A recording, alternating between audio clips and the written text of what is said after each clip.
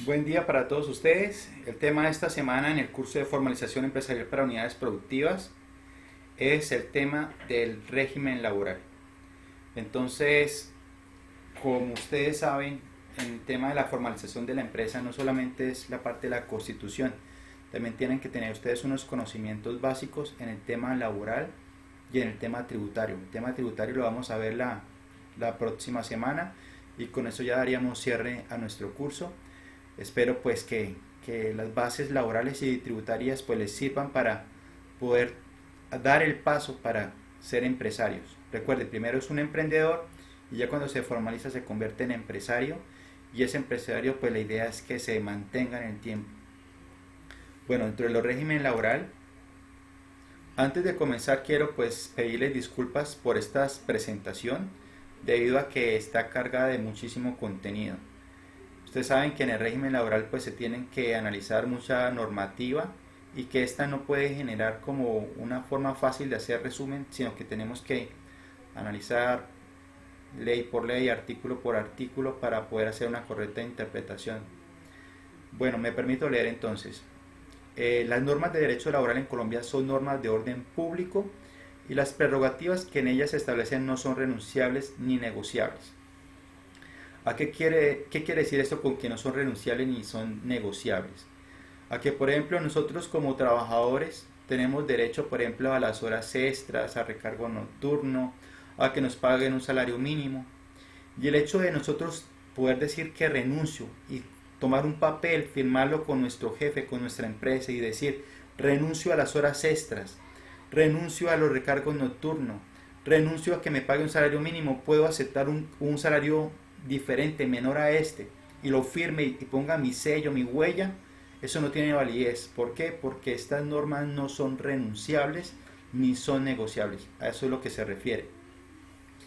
Anualmente, por acuerdo entre el Gobierno Nacional, empleadores y trabajadores, se fija el valor del salario mínimo legal mensual vigente. Las siglas CES, SMLMB, la vamos a ver durante toda la presentación, que significan salario mínimo legal mensual vigente. En caso de no haber acuerdo entre las partes, lo fija unilateralmente el Gobierno Nacional. Entonces, como acá lo mencionan, esta decisión la toman los tres sectores, ¿cierto? Lo toma el sector pues de los trabajadores, representado por sus centrales obreras, por sus sindicatos, por todas las agremiaciones de trabajadores.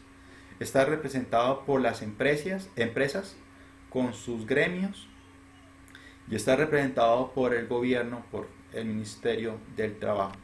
Entonces, entre esos tres actores se ponen de acuerdo para fijar el salario mínimo mensual vigente que va a desarrollarse durante el año siguiente. Eso se hace esa negociación en diciembre para que ya el otro año ya empiece a regir el nuevo salario mínimo mensual legal vigente. A veces pasa que no se ponen de acuerdo en ese tira y afloje entre el empresario y el trabajador, y cuando no se ponen de acuerdo, pues entonces el gobierno es el que lo fija de forma unilateral, o sea, sin consentimiento de las dos partes. Entonces uno siempre como trabajador espera de que esos tres actores se pongan de acuerdo y tomen una buena decisión que favorezca tanto al trabajador como a las empresas. Yo siempre pienso que hay que ponerse también en los zapatos del empresario y también en los zapatos del trabajador. Entonces es como un equilibrio entre esas dos, y pues como el árbitro como que es también el gobierno que busca pues el bienestar para todos, que esperamos que sea el bienestar para todos. Bueno, también como generalidades tenemos de que dentro del marco del derecho laboral se regulan las relaciones producto del trabajo de la siguiente manera. Entonces, como una forma de división del derecho laboral lo podemos hacer. El derecho laboral visto de la parte individual, que regula las relaciones de trabajo entre el empleador y sus trabajadores. Nótese acá que pues ya se está manejando unos términos, ¿cierto? En el tema laboral, y es que se llama el empleador al que contrata, y el trabajador es el que le trabaja a ese empleador y pues establece pues un esfuerzo, un trabajo, una actividad a esa empresa. También podemos dividirlo en la parte que es derecho laboral colectivo. Yo se refiere a que regula las relaciones entre el empleador y los trabajadores asociados a organizaciones sindicales, o cuando se negocian pactos colectivos con trabajadores no sindicalizados. Entonces, una parte también del derecho laboral que vamos a ver durante esta presentación. También está la parte de seguridad social y regula el cubrimiento de riesgos relacionados con la salud, la vida, la pérdida de capacidad laboral de los empleados y asimismo establece un sistema de asistencia social. Entonces son las tres componentes que hacen parte del derecho laboral en Colombia. Bueno, aspectos generales todavía nos encontramos de que para que pueda existir un contrato de trabajo no requiere de formalidad alguna. Bastará que ocurran tres elementos para que exista un contrato de trabajo. Entonces, si existen tres elementos, ya que vamos a ver adelante, ya constituye un contrato de trabajo. Entonces, ¿cuáles son los elementos de ese contrato de trabajo? Primero, la prestación personal del servicio. O sea, que una persona ponga su esfuerzo, ya sea mental, ¿cierto? O esfuerzo físico, intelectual, para desarrollar una función, una actividad, un trabajo a otra persona. Eso es la prestación personal del servicio. El segundo elemento es la remuneración. O sea, que se haya fijado un pago, un dinero, ¿sí? Que sepa que se le van a pagar y que se pueda demostrar que se está pagando o que se pagó. El tercero es la subordinación y dependencia del trabajador al empleador. Esto quiere decir pues que ese trabajador que está prestando esa actividad, ese esfuerzo físico, intelectual, como les decía, pues esté subordinado, o sea, que esté a mando de una persona, que ésta le esté dando órdenes, que le esté diciendo cómo hacer las tareas, que le esté revisando el cumplimiento de todas las actividades. A eso se refiere la subordinación. Y que sea permanente, o sea, que se muestre que siempre está dando ese tipo de órdenes para controlar su trabajo. Ya con estos tres elementos que se puedan demostrar, ya da causal para un contrato de trabajo. Entonces, cuando acá se refieren de que no existe ninguna formalidad, se refiere a que no se necesita que esté escrito, puede ser verbal, un contrato verbal de trabajo y ya dan la causal de un contrato laboral, con todas las condiciones legales que se expresan acá. Entonces, por ejemplo, yo tengo una casa y entonces esa casa pues de pronto está mal la fachada y quiero contratar a alguien para que la pinte. Entonces yo sé que un vecino hace esos trabajos de pintura y le digo, vecino, hágame un favor, ¿cuánto me cobra por pintar la fachada? Entonces no, yo le cobro unos 500.000 pesos. Listo, vecino. Entonces usted me la pinta y, y, y con ese precio, con los 500.000 pesos. Entonces ese vecino va, coloca la escalera, va pintando. Entonces yo voy y le digo, no, aquí le faltó unos retoques. Oiga, necesito que mejor pinte toda la semana porque es que necesito que esa casa quede lista ya porque la voy a vender. Oiga, señor, también necesito que usted pues haga unos rezanes acá porque mira, acá está escarapelado. Y esas continuas menciones de su labor está como demostrando que hay una subordinación y una dependencia, ¿sí? Y que ya le estoy colocando horarios para que termine más rápido la tarea para poder cumplir con el tiempo. Y ya de pronto le hice un avance, le di como un anticipo. Entonces básicamente con todo lo que le mencioné en este caso, pues estoy dando todos los elementos de que exista un contrato de trabajo, ¿cierto? La prestación del servicio porque esa persona, ese vecino ya está en la escalera, ya está pintando, está prestando un servicio. Remuneración, listo, ya me cobró, que me iba a cobrar 500.000 pesos. Ya le di un anticipo, entonces él ya puede demostrar que hubo una remuneración. Subordinación y dependencia del trabajador al empleado. Entonces, cada vez que yo me asomaba allá y le corregía y que mire este detallito no me gustó y que haga tal resane y que por favor venga de de trabajar de 7 de la mañana a 4 de la tarde porque necesito entregar eso rápido para poderla vender, ¿sí? Y que tome esta escalera y le presto esta escalera, estoy demostrando subordinación y dependencia a esa persona. Y como les digo, ya da la causal para un contrato de trabajo. Por ejemplo, si esa persona se llega a escalar de la escalera desafortunadamente, se accidenta y tiene de pronto una incapacidad o algo mucho mayor, una tragedia, una, una discapacidad permanente, incluso la muerte, ya la persona que responde es la persona que lo contrató, ¿sí? Con todo la ley le cae el peso, la responsabilidad al empleador. Entonces por eso hay que tener muy claro estos elementos para que podamos de pronto tomar unas medidas correspondientes e ir siempre en torno al derecho laboral. Bueno, existen diferentes de contrato y entonces por eso es importante que ustedes conozcan esto para que tomen una buena decisión, ya sabiendo de que existiendo esos tres elementos ya para causar de un contrato laboral. Entonces existe, dependiendo de la duración, esta clasificación a término indefinido. ¿Qué quiere decir? Que la duración es indefinida, o sea que lo contratan un día pero no se sabe en qué fecha vaya a salir. ¿Sí? Eso es lo ideal que todo trabajador quiere en su vida, tener un contrato a término indefinido. ¿Por qué? Porque permite una mejor estabilidad laboral y una poder proyectar su vida pues a futuro, ¿no? Valga la redundancia. El término fijo, duración determinada en el tiempo, el término inicial del contrato no podrá ser superior a 3 años. Entonces ya le dicen a cuánto va a ser su fecha de terminación, fecha inicial de tanto y fecha final de tanto. Y no puede ser superior a 3 años, pero sí se puede renovar continuamente, ¿sí? Anteriormente teníamos la idea de que si le hacíamos renovación durante 2 periodos ya va a causar para pasarlo a término indefinido. Eso es falso, eso es una mala interpretación de la norma. Incluso aquí pueden haber término fijo de 6 meses, de 4 meses, de 8 meses, de 1 año, de 11 meses. Bueno, otro es por duración de obra o labor contratada. Entonces la duración está determinada por el tiempo que dure la realización de una obra o labor determinada. Entonces, por ejemplo, en su finca, digamos en su finca van a hacer una jornada de vacunación.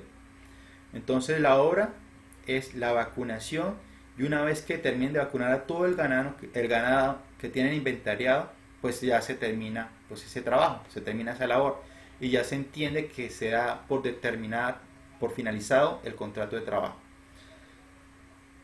Ocasional, accidental o transitorio. Se celebra para la realización de labores distintas de las actividades normales de la empresa. Entonces, este tipo de contrato es cuando no se hacen actividades que son como misionales, que son las que obedecen a la razón social de la empresa. Si nuestra empresa es de ganadera y que es basada en el levante y ceba de ganado, ¿sí? Pero de pronto dentro de nuestra casa, de nuestra finca, y esa casa también hace parte de la empresa, pero entonces debido a un vendaval se rompieron los vidrios, se dañaron unas tejas, entonces se contrató a una persona para que haga reparación del tejado y que nuevamente coloque los vidrios. Eso no tiene nada que ver con la levante y ceba del ganado. Entonces eso es una actividad ocasional, accidental o transitoria y se puede contratar por esta medida, por este tipo de contratos, ¿sí? Esa es la diferencia.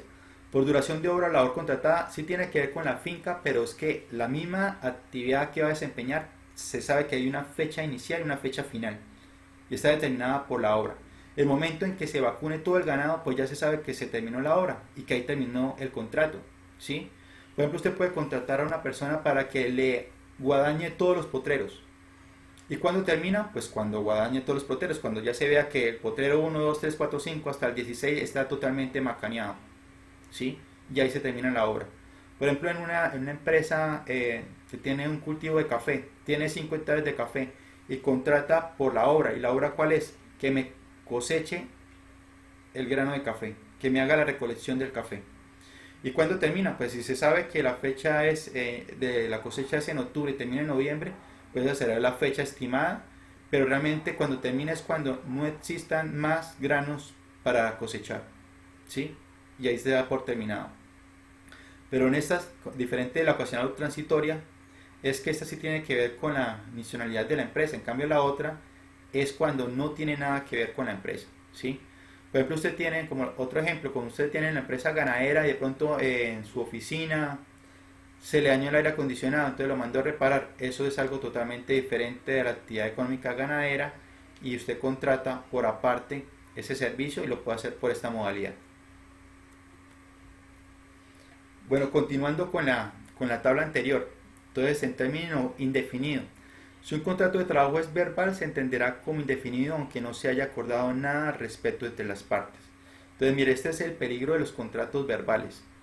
Ya por el hecho de que no sea escrito, ya se entiende que es un contrato a término indefinido y ya cuando veamos la parte de cómo se eligían ese tipo de contratos, vamos a ver que es mayor la forma en que se hay que pagar esa liquidación, dado por un despido injustificado. Entonces, por eso lo más recomendable es que siempre hagamos un contrato por escrito, ¿sí? Para tener las cosas bien claras. Un contrato verbal tiene toda la validez de un contrato escrito, pero es que un contrato escrito ya podemos estipular que es a término indefinido, que las condiciones son las siguientes y queda más fácil de demostrar, ¿sí? Obviamente para todos estos procesos, en cuanto a la parte laboral, pues se tendrá que ir a un proceso pues legal, y entre más pruebas se aporten, más fácil va a ser tomar que pues el juez tome una buena decisión, ¿sí? En cambio, con un contrato verbal pues es más difícil de demostrar esas condiciones. Tendríamos que mostrar unos testigos, interrogatorios y todas esas cosas que de pronto van a debilitar esa habilidad del juez para tomar esa decisión. Bueno, el término fijo es necesario que conste por escrito. Siempre el término fijo siempre va por escrito. Si no lo hacen por escrito, recuerden, se va a un término indefinido. Los contratos pactados por término inferior a un año podrán renovarse por 3 años, periodos sucesivos iguales o inferiores al inicial, al cabo de los cuales el término de renovación no podrá ser inferior a un año y así sucesivamente. Entonces, por ejemplo, a mí me contrataron, digamos, en una finca para el trabajo de mayordomía, y entonces me hicieron un contrato por 11 meses. Al otro año me contrataron solamente por 8 meses. Al otro año me contrataron por 6 meses. Entonces ahí demostré que hubo 3 contratos y fueron sucesivos e iguales o inferiores al inicial. Y allá cuando me vayan a contratar al cuarto año, ya me deben contratar mínimo por un año. Y pueden contratarme siempre de en adelante por un año, por un año, por un año. Pero no quiere decir que sea a término indefinido, que esa es como la equivocación que existe, la mala interpretación. Volvemos a leerlo. Los contratos pactados por un término inferior a un año podrán renovarse por 3 periodos sucesivos iguales o inferiores al inicial, al cabo de los cuales el término de renovación no podrá ser inferior a un año y así sucesivamente. ¿Listo? Bueno, por duración de obra o labor contratada. Se requiere que la obra o labor contratada esté precisamente descrita por la que es necesario que el contrato se pacte por escrito. No admite prórrogas. Este sí no admite prórrogas como el contrato a término fijo, ¿sí? Entonces por eso es que debe estar ese contrato muy bien descrito. Decir, este contrato termina cuando ese trabajador haya terminado de guadañar todos los lotes, y tocará escribir el número de lotes, el área de cada lote, cómo se considera cuando está guadañado, pues cuando se pase la guadaña, la cuchilla, y que el pasto esté a una medida de tanto, para ser como de pronto más claro, más quisquilloso con ese contrato, pero debe estar todo descrito ahí, y no permite prórrogas. O sea, no puede volver a contratar a ese personal. En el ocasional, accidental o transitorio, su duración es inferior a un mes. No requiere previo aviso para su terminación. O sea, acá no tengo necesidad de decirle, oiga, su contrato va a terminar, porque ya se sabe que ese contrato tiene una fecha inicial, una fecha de terminación, y no puede ser inferior a un mes. Bueno, ya los demás contratos, eso es lo básico que necesitamos conocer, pero en el término fijo todavía hay más que tenemos que profundizar. Los contratos a término fijo entre 1 y 3 años podrán renovarse en forma indefinida, lo cual no cambia su naturaleza de término fijo. Esto da más claridad en cuanto a la mala interpretación de que si nos daban 3 años seguidos, ya por obligación la empresa tenía que contratarnos a término indefinido. No quiere decir esto, quiere decir que el siguiente año tiene que contratarnos, pero por un año, ¿sí? Cuando este haya sido inferior a 12 meses. Si no se desea renovar el contrato, se debe dar aviso escrito al trabajador con una antelación no inferior a 30 días calendario anteriores a la fecha de vencimiento del contrato, ¿sí? Tiene que pues avisarle a esa persona que no se va a seguir contratando. Bueno, otra parte muy importante dentro del régimen laboral es el periodo de prueba. ¿Y cuál es la finalidad? Tiene como objetivo que el empleador aprecie las aptitudes del trabajador para el cargo para el que fue contratado, por una parte, y por la otra que el trabajador evalúe la conveniencia de las condiciones de trabajo, ¿sí? Entonces por eso esta imagen de una persona como la incógnita, ¿cierto? Uno puede hacer un proceso de selección del personal, puede hacerle una entrevista, puede hacerle pruebas psicotécnicas, puede hacer todo un proceso de selección con otra empresa externa si se quiere, pero realmente conocer a una persona es muy difícil, ¿cierto? Caras vemos, corazones no sabemos, y eso aplica tanto para el trabajador como para el empleador, como para el jefe. Hay que conocer las dos partes. Entonces es una oportunidad este periodo de prueba pues para conocer en sí esa persona, en cuanto a si es buena trabajadora, si es honesta, si tiene las habilidades adecuadas, si tiene esa capacidad para poder desempeñar esa labor. Pero acá no podemos confundir ese periodo de prueba para buscar la forma de descartar un personal por condiciones subjetivas, o sea, por ejemplo, de que no lo contrato porque pertenece a un partido político diferente, porque pertenece a una religión diferente a la mía, porque es de, no sé, despreciación por su género, eh, porque digamos que estaba embarazada y, no lo, y de pronto pues en ese periodo de prueba se dieron cuenta de eso. Si uno menciona que ese periodo de prueba se hizo por esas situaciones, créame que el inspector de trabajo le va a negar y deberá contratar a ese personal y también le puede colocar unas sanciones. Solamente este periodo de prueba sirve para poder conocer como esas habilidades y esas capacidades que tiene el trabajador para desempeñar el trabajo, y también el trabajador para darse cuenta si su jefe pues es un jefe que le va a cumplir con lo pactado, que es un jefe que se puede trabajar con él y que las condiciones laborales son dignas, ¿sí?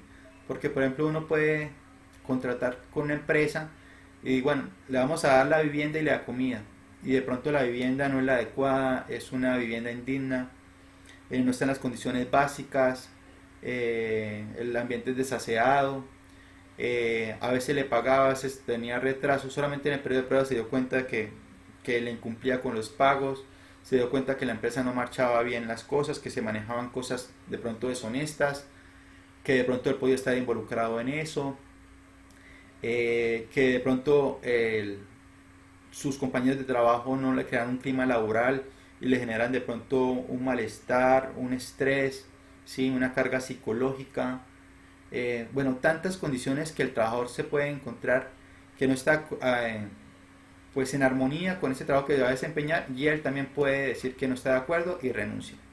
Y este, esta decisión tanto del empleador como del trabajador de renunciar no tiene ninguna implicación legal, lo pueden hacer en cualquier momento sin avisar, sin decir nada. Durante este periodo, que debe ser pactado por escrito, o sea, tiene que definirse en un papel, ya sea en el mismo contrato, ojalá que esté en el mismo contrato, cualquiera de las partes puede dar por terminado el contrato de trabajo sin previo aviso y sin el pago de la indemnización legal. Entonces esa es la ventaja de ese periodo de prueba. Para que el empleador pueda ejercer la facultad de determinación del contrato durante el periodo de prueba, deberá fundamentar dicha determinación en una causa objetiva. Eso es lo que le estaba mencionando en la diapositiva anterior. Y esta debe ser informada al trabajador en la carta de terminación de contrato, ¿sí? Cuando yo hablo de una causa objetiva es que el objeto esté relacionado a esa decisión fundamentado en la actividad, en el contrato que va a prestar esa persona, ¿sí? En el desarrollo de esa actividad. Eso es objetivo. Ya cuando es subjetivo es cuando yo me dejo influenciar de mi pensamiento, de mis creencias, ¿sí? Del sujeto que soy yo. Entonces no lo contrato porque pertenece a este partido político, para esta religión, porque pertenece a este género, en fin, porque es de esta condición racial, porque es mujer, porque es hombre, ¿sí? Esas condiciones son subjetivas y no las puedes poner en esa causa de esa terminación del contrato en el periodo de prueba. La duración del periodo de prueba depende del tipo de contrato de trabajo. En el contrato a término indefinido, o sea que no tiene final, el periodo de prueba no puede ser superior a 2 meses. No puede ser superior a 2 meses. En el contrato a término fijo, cuya duración sea inferior a 1 año, el periodo de prueba no podrá exceder la quinta parte del término pactado sin que exceda de 2 meses. Bueno, en lo que se refiere al tema de la quinta parte del término pactado, entonces, por ejemplo, si el término pactado del contrato fue por 8 meses, la quinta parte serían 1,6 meses, ¿cierto? Por esos 8 meses y dividirlo en 5 partes, es lo mismo que lo dividiéramos en 5, nos daría a 1,6 meses. Ese sería el tiempo máximo para un periodo de prueba para este tipo de contrato de 8 meses. Si fuera 11 meses y fuera la quinta parte, nos daría 2,2 meses. Pero recuerden que dice que no se puede exceder a 2 meses. O sea que, aunque acá la quinta parte sea 2,2, el periodo de prueba es de 2 meses. ¿Sí? Bueno, el salario. El salario es la compensación directa que recibe el empleado a cambio de la prestación personal de sus servicios a favor del empleador. Entonces existe pues unas modalidades. Entonces la modalidad de ordinario. Ordinario pues es el salario normal que cualquier persona debe recibir. Y se dice que es la compensación que retribuye el trabajo ordinario al valor ordinario, se le deben sumar cuando ello aplique. La remuneración extraordinaria conformada por el valor del trabajo suplementario o de las horas extras o trabajo nocturno. El valor de trabajo en días de descanso obligatorio, o sea, dominicales y festivos. Los porcentajes sobre ventas y comisiones, cuando aplica. Se llama porcentaje sobre ventas generalmente para los vendedores, cuando por cumplir cierto tope en ventas, en lo facturado pues se le tiene como una bonificación. Y comisiones cuando vende, digamos que un carro, que vende un apartamento, entonces recibe cierto porcentaje de ese total de la venta. ¿Sí? Las bonificaciones salariales, por ejemplo por metas, si cumplió, digamos que en una empresa ganadera, la bonificación es que por cada inseminación efectiva que usted realice, entonces tiene un porcentaje en dinero. Sería como unas bonificaciones, por así decirlo,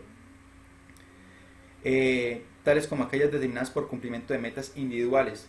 Los viáticos permanentes destinados a la manutención y alojamiento del empleado. En general, cualquier pago habitual o ocasional reconocido como contraprestación directa del servicio prestado por el empleado. Entonces, el ordinario es el pago normal por la prestación del servicio, pero cuando se hacen cosas adicionales, como por ejemplo trabajar un domingo o trabajar un día festivo, cuando cumplió una meta, digamos que por recolectar café, la meta mensual era recolectar unos 40 sacos, y él se pasó la meta y hizo 45 sacos, entonces por cada saco que recolectó de más, le dieron una bonificación de 20,000 pesos en su salario. Eso se llama una bonificación por metas. Cuando hizo unos viáticos, la empresa lo tuvo que mandar a otra finca en otro departamento y tuvo que pues gastar en transporte, en alimentación y en hospedaje. Entonces se le reconoció esos valores adicionales, se deben sumarse a ese salario ordinario. A eso es lo que se refiere en este pago, en este punto. Los trabajadores que devengan un salario ordinario además tienen derecho al pago de la prestación social prescrita por ley, según se explica más adelante. Entonces, además de ese pago ordinario, más todas las novedades que tenga, también ese empleador tiene que pagar pues todo el tema de seguridad social, y ya vamos a ver más adelante qué porcentajes tiene que hacerlo. Bueno, el monto mínimo para este año 2020, el salario mínimo quedó en 877.803 pesos. Y ese monto lo establecen al inicio del año. Recuerden que eso lo hace pues entre el gobierno, entre los trabajadores, entre las empresas, y lo fijan en diciembre para que comience a regir al siguiente año en enero, el 1 de enero. También hay que revisar que hay otra modalidad de salario, que es el salario integral, que a veces nos dejan como de pronto confundir ese salario integral con una prestación de servicio que no tiene absolutamente nada que ver. Entonces, para que tengamos bien claro el concepto de que es un salario integral, es la compensación que, además de retribuir el trabajo ordinario, compensa de antemano el valor de las prestaciones sociales, recargos y beneficios tales como el auxilio de cesantías, a sus intereses, primas de servicio, primas extralegales, subsidios, recargos por trabajos nocturnos, extraordinarios o dominicales y festivos, la incidencia salarial de los viáticos permanentes, suministros en especie, y en general todos los conceptos que se incluyan en dicha estipulación, excepto las vacaciones. Entonces, con este valor se pretende cubrir toda la parte de responsabilidad social, responsabilidad pues en todo el régimen de social que tiene el trabajador, ¿sí? Y ese tipo de contratos o de salarios integrales se da para personas con muchísima responsabilidad. Digamos que en una empresa, no sé, se me ocurre un ejemplo, una empresa petrolera tiene un ingeniero que es el encargado de todos los proyectos, de todos los pozos petrolíficos. Y entonces se requiere que vaya continuamente a visitar esos pozos, que se requiere que haga la proyección de todos esos cálculos en términos pues de producción, requiere manejar personal, cualquier novedad que ocurra, así sea a las 3 de la mañana, 2 de la mañana, él tiene que estar atento. Y para poder que esa persona esté interesada en ese trabajo tan pesado, tan lleno de responsabilidades, que básicamente es 24 horas, 7 días a la semana, en campo, en zonas pues, de difícil acceso y de comunicación, entonces lo tiene que convencer con un buen salario. Entonces pueden decirle que le pagamos 25 millones de pesos a ese ingeniero para que esté encargado de todo ese proceso. Y entonces como es tanto dinero, pues pueden decir, oiga, me queda muy difícil calcularle a usted las primas, las cesantías, el interés de las cesantías, el tema de viáticos, el tema de alimentación. Entonces por eso es que le pago 25 millones de pesos, ¿sí? Y lo único que yo tengo que responder como empresa son las vacaciones. Entonces ya queda cubierto y queda como que usted responde por su seguridad social, por eso le pago bastantico, ¿sí? El empleador recibirá en el año 12 pagos de salario mensuales. El pacto de salario integral debe constar por escrito, no se puede verbalmente, para que tenga validez. Esta modalidad de salario solamente puede ser acordada con aquellos empleados que devenguen un salario superior a 10 salarios mínimos mensuales legales vigentes, más el factor prestacional de la empresa, que en ningún caso podrá ser inferior del 30% de dicha cuantía. En esta modalidad de salario, las cotizaciones del Sistema de Seguridad Social Integral y aportes para fiscales se hacen sobre el 70% de la totalidad del salario integral. Las vacaciones, en cambio, se remunerarán tomando en consideración el 100% del salario integral. Entonces, para que se considere el salario integral, se debe pagar como mínimo 11.411.439 pesos mensuales, ¿sí? Y a veces como de pronto, como nos hacen confundir con el tema de un contrato de prestación de servicio, y entonces, no, usted su contrato es de 4 millones de pesos, pero ahí tiene que sacar para salud, para pensiones, para la ARL, en fin, para todas esas cosas, para sus transportes, para su alojamiento. Y no es un contrato integral, es un contrato de prestación de servicio, porque la única forma de que sea integral es que sea como mínimo este valor, ¿sí? Y además a este valor hay que sumarle el 30% de este valor para que él pueda pagar su seguridad social, ¿sí? Y él, para cuando vaya a pagar salud, pensión, ARL y todo eso, tiene que cotizar por el 70% para que tampoco no le quede tan pesado y toda la plata se le vaya para el tema de la EPS, para el tema de pensiones, en fin. ¿Listo? Bueno, si tienen alguna duda, ustedes saben que pues, en nuestro encuentro del viernes ustedes me pueden hacer todas las dudas, o por el WhatsApp pues me pueden escribir. Pactos de exclusión salarial. Entonces, se refiere a que los trabajadores y empleadores podrán pactar expresamente el otorgamiento de pagos o beneficios en dinero o en especie no constitutivos de salario, tales como alimentación, habitación o vestuario y primas extralegales, y que por ende se encuentren excluidos de la base para liquidar y pagar prestaciones sociales, vacaciones, indemnizaciones, aportes al sistema de seguridad social y para fiscal, y en general todas las acreencias laborales que tenga como referencia de cálculo el salario. Entonces, ¿qué significa esto? Que ustedes saben, por ejemplo, que listo, le va a pagar a esa persona 900.000 pesos. Bueno, para redondearlo, 1 millón de pesos le va a pagar. Ese es el salario mensual. Pero entonces yo le puedo decir, oiga, yo le voy a pagar un poquito más, pero no lo incluyamos dentro del salario. Que sea un pacto de exclusión salarial. Entonces yo le voy a pagar realmente 1.200.000, pero ese 200 no lo metamos en salario.